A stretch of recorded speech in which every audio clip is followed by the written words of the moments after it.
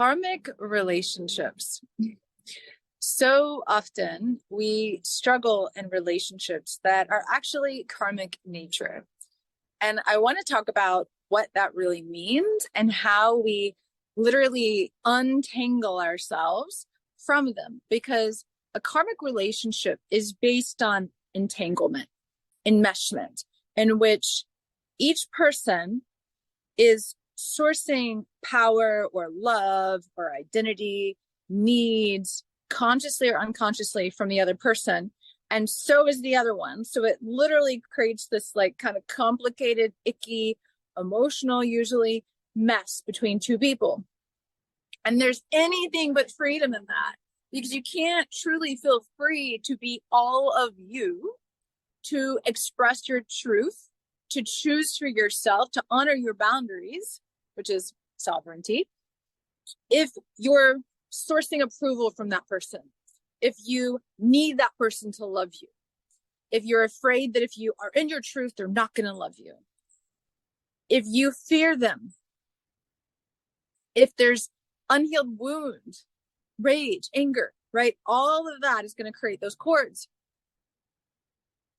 So if the karmic relationship is based on these cords from past life wounds, past life experiences, past life traumas, what is the solution? Well, you have to identify what these cords are. You have to identify where you have given your power away to the other person. You have to identify where they're trying to source off of you, but more importantly, where you're trying to source off of them. Because you can't control what that person does, right? As much as you might have conversations, want them to change, want them to heal, want them to be more conscious. If you're the conscious one, you're the one who has responsibility for yourself, regardless of what they choose. So even if they're trying to keep all the little cords entangled with you, with your level of consciousness and awareness, if you're listening to this, you have it, or else you wouldn't be listening. You get to, oh, this cord here. That's the way in which I fear this person. Could be in a past life they killed you. Could be in a past life they were your master and you were a slave. For some reason, you fear them. Oh, well, how do I transmute that fear and come into my own power and choose love? Love has the power to transmute fear. Or, okay, so then you pull that back. You no longer fear the other person. Well, what's this next cord? Well, I'm really afraid to tell this person how their actions are affecting me, how their behavior is impacting me, because I'm afraid that if I express this deep truth to them about my own inner experience, which matters, but you're minimizing, then they're going to get angry. They're going to get upset. There's going to be conflict. So what you're actually doing is you're placing their comfort above your own. Oh, let's take that cord back. Let's no longer do that. Because you decide that you matter, because you decide your truth matters, because you decide that you're going to place yourself equal to the other person, not below. So then you have two other cords. Let's say one of them is that you actually have sexual desires that they don't. Like you want more sacred sexuality. You want more heartfelt connection. You don't just want the person to get on top and that's it. You don't want it to be just physical. But you feel you have to have sex the way they want you to. Pretty common, unfortunately. So what is that? Well, that could be a lot. But one of those could be, I don't actually believe my body is mine.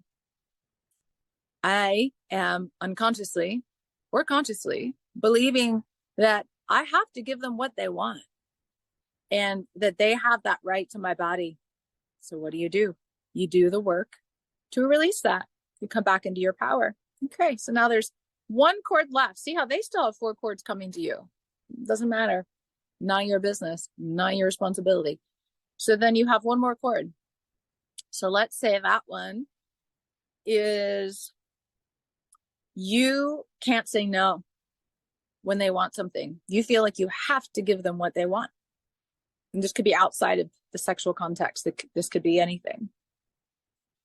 Well, then that could be, again, there are many, many, many layers to this, but that could be that you identify the belief that you have to submit your will to theirs to be safe from a past life, whatever. Well, then you start to anchor into true safety, divine safety, and you withdraw that back. So look, they might still have, right, these cords, because they're still not doing the work to source from within to become sovereign. They still have these cords, but you don't. Meaning you have freed yourself because you have learned how to source love, truth, belonging, safety, approval from within. So you are now sovereign. You are now free. You are now your own authority. Doesn't matter if they are or not, because now you speak your truth, because now you're in your boundaries, because now you choose for you, because now you know how to love yourself. And energetically, internally, you can no longer tolerate someone who's trying to take from you, someone who doesn't honor you, someone who doesn't value who you are. And you naturally just drift away. There's no, now I have to oppose you and make you bad. No, that's actually not love and not in your power.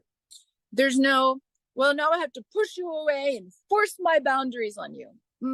No, you don't have to force your boundary, because you honor your boundary, because you act on your own behalf. You don't need their permission anymore like you did. You don't even have to fight, resist, make them wrong. You just stand in your truth. You just stand in your freedom. And eventually, energetically, it's gone. Now, you're going to have to make choices. You're going to have to, in the relationship, if that is in your highest and best alignment, you're going to have to communicate to a certain extent. But because you are now sovereign, you are able to do it from your heart. You're able to do it from love. You're able to do it from a place of power. Not in opposition, but for you. Because you don't need them to understand.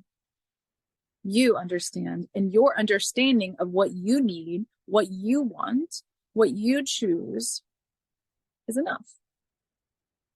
And that's sovereignty. That's how you end karmic entanglements.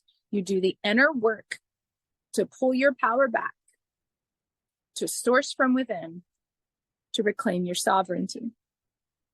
That's exactly what I guide you to do.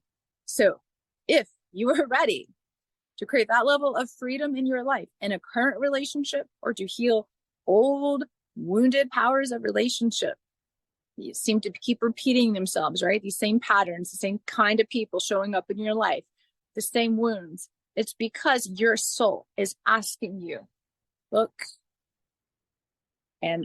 within, so that you reconnect with the divine power you are. Jessica Falcon, The Path to Sovereignty. So much love.